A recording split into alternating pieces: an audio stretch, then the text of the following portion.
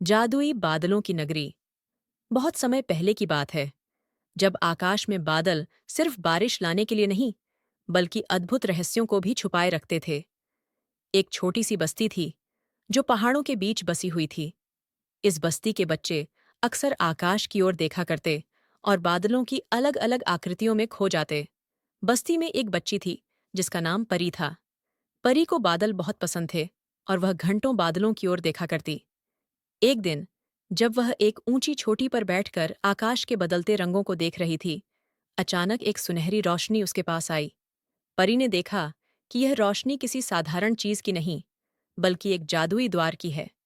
यह द्वार बादलों के बीच छुपा हुआ था, जो केवल उन लोगों को दिखता था जिनके दिल में सच्चाई और मासूमियत भरी होती थी।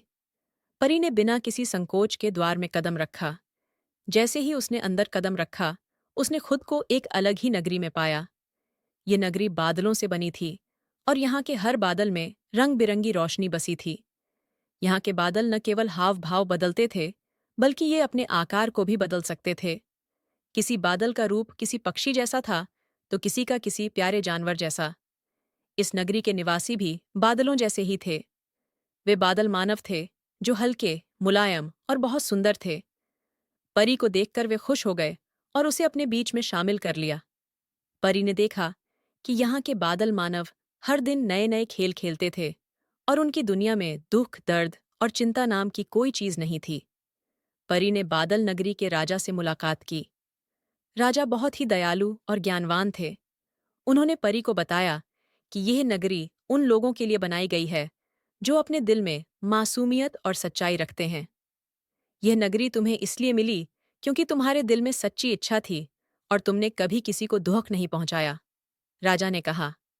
परी ने कई दिन इस जादुई नगरी में बिताए और यहाँ के अद्भुत रहस्यों को जाना।